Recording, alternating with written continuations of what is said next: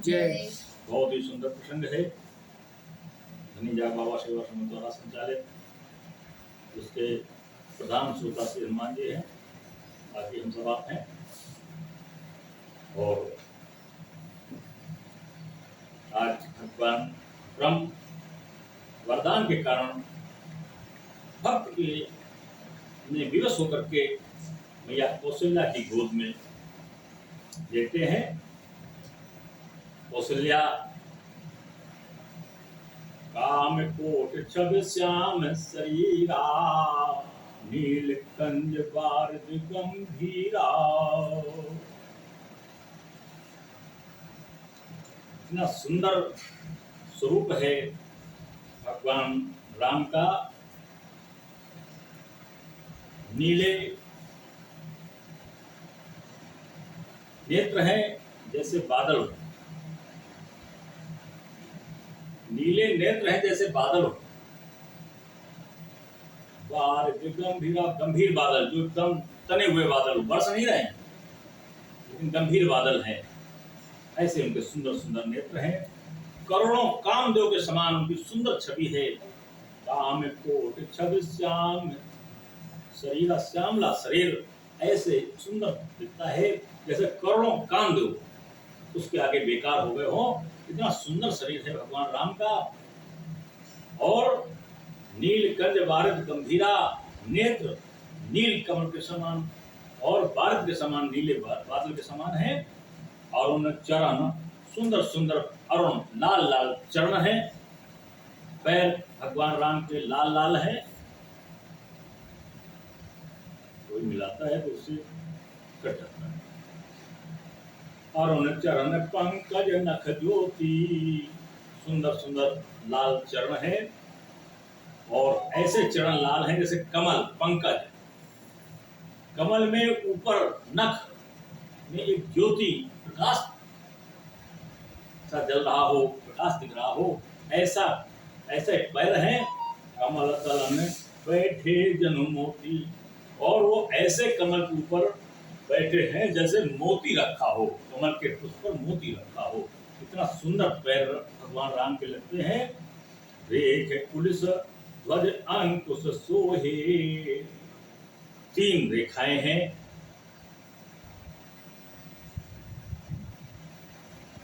झंडे के समान अंकुश है। नूपुर धुन सुन मुनि मन मोहे, नू को कहते हैं घुघरू को, घुघरू बंधी हुई है। कमर में कंगनी बंधी हुई है। कट किंकनी उदर रेखा, कट में कंकन कंगनी बंधी हुई है। ये पहले की माताएं सब पहनाती थी बच्चों को जब जन्म होता था। अब की माताएं कुछ पिछले कुछ आधुनिक से अपने बच्चों को सजाती है। एक पहले की माताएं सब पहनाती थी जो इसमें लिखा है।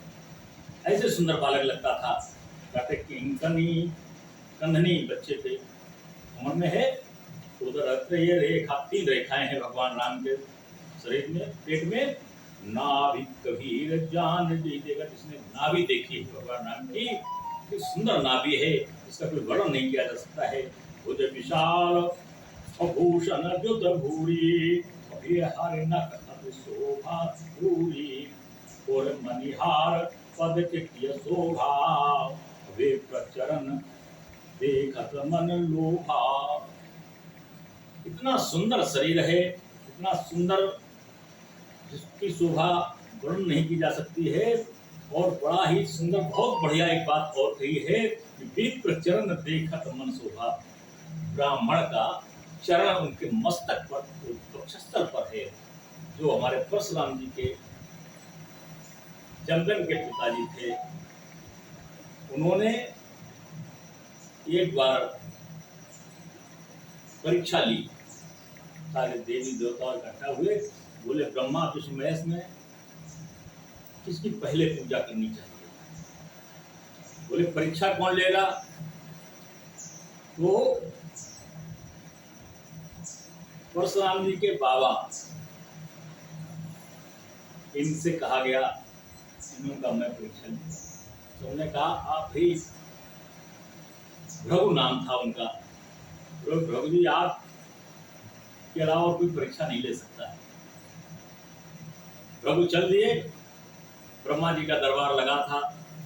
ब्रह्मा जी के दरबार में गए, बिना शिष्टाचार के बैठे। ब्रह्मा जी को क्रोध आया। ब्रह्मा जी ने व्यक्त किया कि आप शायद संस्कार भूल गए।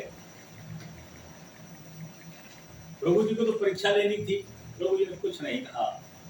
शंकर जी के यहाँ पहुंचे, शंकर जी के यहाँ भी ब्रह्मा जी ने वही, प्रभु जी ने वही किया, कोई शिष्टाचार नहीं किया। शिव जी को भी बड़ा क्रोध आया, बड़ा क्रोध आया शिव जी को। और शिव जी ने भी अनादर माना और अपमान माना अपना। भगवान विष्णु के पास जाते हैं, क्षीर सागर में भगवान विष्णु बैठे हैं, लक्ष्मी चरण कमल दबा रही है। भगवान ने बड़ी तेजी से लात मारी विष्णु के वक्षस्थल पर। विष्णु ने तुरंत पैर पकड़ लिया, हाथ जोड़ करके विनय की, ऋषि कहीं चोट तो नहीं आ गई, मेरा वज्र जैसा शरीर, वक्षस्थल मेरा वज्र जैसा, आपने चरण का प्रहार किया, कहीं आपको चोट तो नहीं आ गई? मैं जान नहीं पाया, मैं आपकी सेवा में खड़ा नहीं हो पाया, जिससे आपको क्रोध आ गया, हमसे अपराध हो गया, और कोई अपराध हो गया क्षमा करें। प्रभु ने क्षमादान किया, बोले ठीक है, लौट करके आते हैं। देवी देवताओं से कहा कि विष्णु के अलावा कोई प्रथम पूजनीय नहीं है। विष्णु का भक्त के सुख की अनुभूति ऐसे है जैसे बहुत वजनदार कढ़ाई, वजनदार तवा, जल्दी वो गर्म नहीं होता, बहुत उसको ज्यादा आग से तपाया जाए तब कहीं वो गर्म होता है। वो गर्म हो जाए तो जल्दी ठंडा भी नहीं होता है। ऐसे विष्णु की भक्ति है कि अगर विष्णु की कृपा हो गई तो जल्दी कृपा जाने वाली नहीं है। और भगवान शंकर को कहा ये तो एल्युमिनियम की बटोई है, एल्युमिनियम की बटोई, माचिस तीली से एल्युमिनियम की बटोई गर्म हो जाएगी और माचिस तीली हटा लो, एल्युमिनियम की बटोई ठंडी हो जाएगी। भगवान शंकर को तो ऐसा बताया। आराधना की, प्रसन्न हो गए, चाहे तो वरदान मांग लो। ब्रह्मा जी ने कहा तुम्हारी उम्र खत्म, जो 4 साल उम्र है। उसने कहा ठीक। भगवान शंकर ने प्रार्थना की, उन्होंने 20 साल उम्र मेरी तरफ से। तो भगवान शंकर की तो ये व्यवस्थाएं हैं, तुरंत औरदानी वरदानी कहा गया, इसीलिए कहा गया, बिना सोचे समझे वरदान दे देते हैं। फिर मुसीबत आती है ब्रह्मा जी की लेखनी को सही करने के लिए, विष्णु को कुछ ना कुछ उपाय करना, तो विष्णु को सबसे श्रेष्ठ बताया, ब्रह्मा जी को भी बताया कि ये केवल लेखनी लिख देते हैं और बाकी ये ज्यादा इनसे कोई कुछ कर नहीं सकते, किसी का हित अहित कर नहीं सकते। इनका आचरण स्वयं स्वयं भू सुख वाला है। तो हमारे भगवान विष्णु के लिए, परमात्मा राम के लिए कहा गया कि ये ही सर्वप्रथम पूजनीय है। इसके अलावा दूसरा है, तो आज वही चीज उन प्रभु के चरणों को राम के वक्षस्थल पर देखा है, जो बहुत ही सुंदर शोभा प्रदान कर रहा है। आज सारी माताएं प्रसन्न हो रही हैं। चरण ते खत्म मन लोभा, मन लोभ गया कि ब्राह्मण के प्रसाद के बिना, ब्राह्मणों के प्रसाद से, ऋषि प्रसाद से आज 4 बालक मिले हैं। ब्राह्मण का प्रसाद सर्वोपरि है, इसलिए ब्राह्मण की तरफ ध्यान गया, ब्राह्मण उद्यान की तरफ ध्यान गया। इतना सुंदर स्वरूप है भगवान राम का, ऐसे 4 बालकों का स्वरूप है। कम्ब कंठ अति चिबुक सुहाई, कंठ है ये शंख की तरह बढ़िया सुंदर बना हुआ है, कंठ की तरह सुंदर,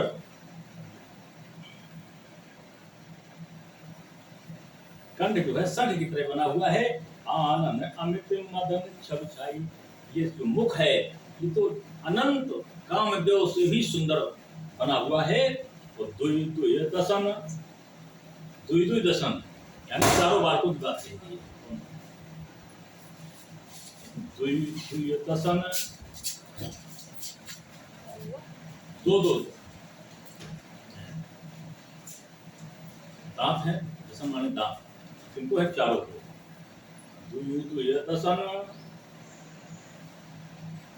और अधर अरुणारे, सुंदर बहुत सुंदर अधर है। नासा तिलक को भरने पारे, नाक बड़ी सुंदर है, तिलक लगा हुआ बड़ा सुंदर है। दुई दुई दशन अधर अरुणारे, नासा तिलक को भरने पारे, ना सुंदर स्वरूप है, ना सुंदर कंठ है, सुंदर स्वरूप है भगवान राम का। दुई दुई दशन यानी सबके लिए है, सबका सुंदर स्वरूप है।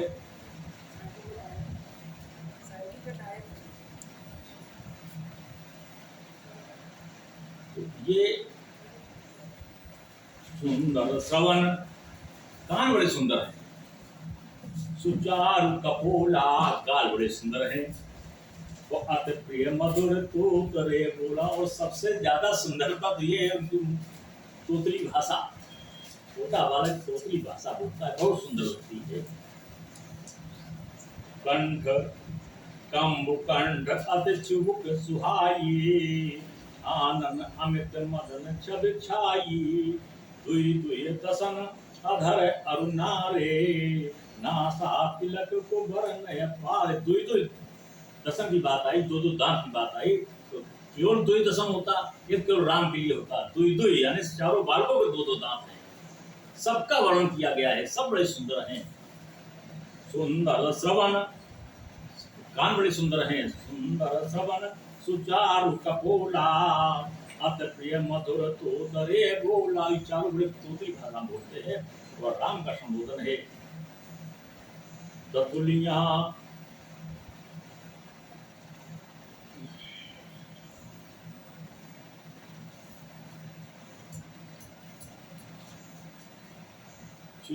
कन कच कुंचित गभु आरे, बहु प्रकार रच मातु सवारे। वो चिकन कच कुंचित, वो बाल जो बचपने के बाल उतार दिए जाते हैं, मोड़ के रखे हैं माताएं, उसकी नजर उतारी जाती है, उसको जला उसको रखे हुए हैं। चिकन कच कुंचित गभुहारे, जो बच्चा पैदा होता है उस समय के बाल हैं।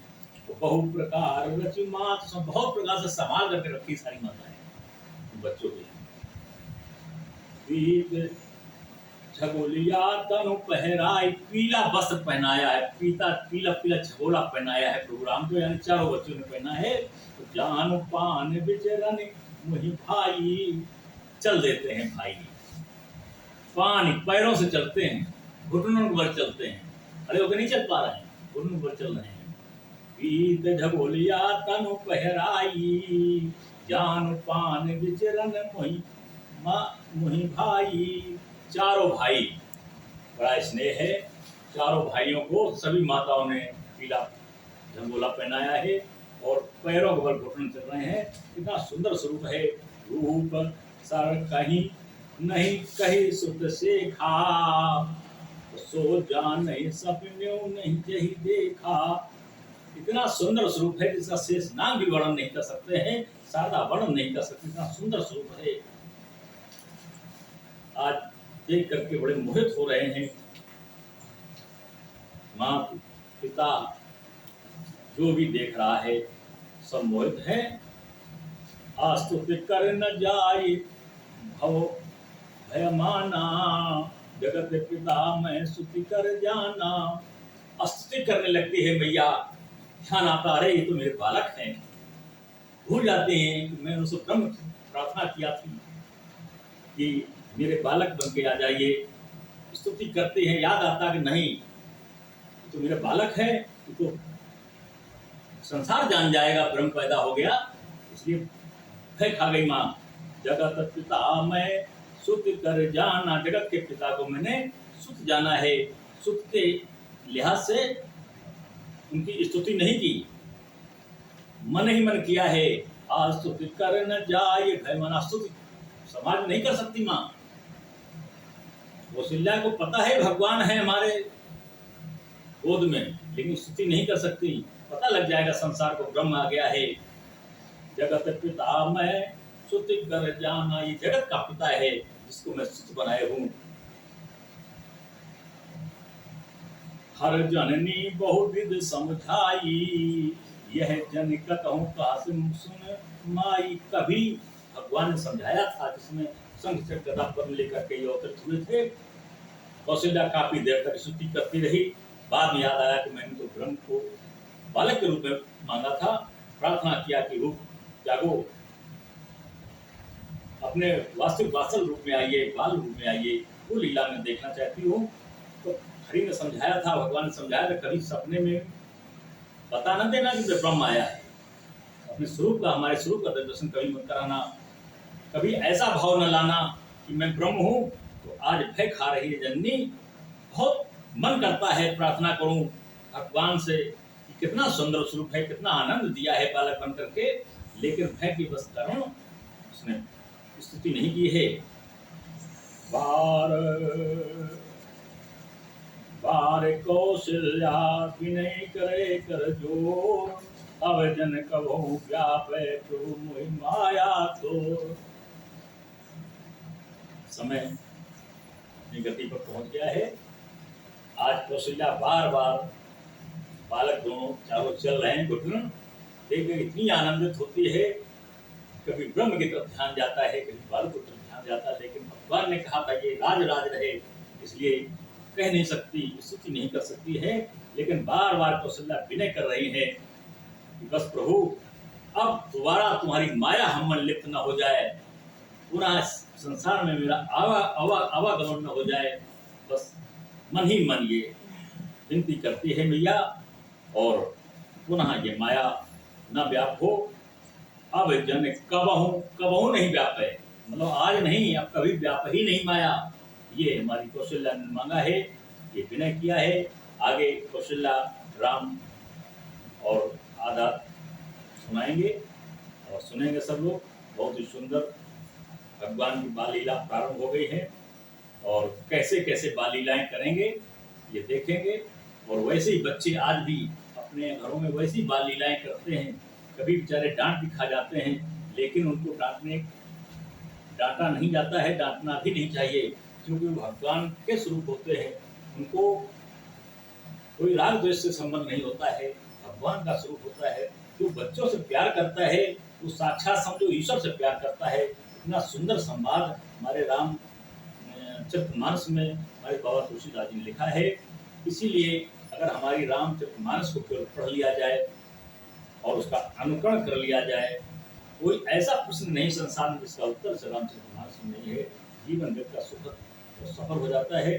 भगवान का दो बार नाम, इसके बाद प्रार्थना और मानस कथा का ही विश्राम।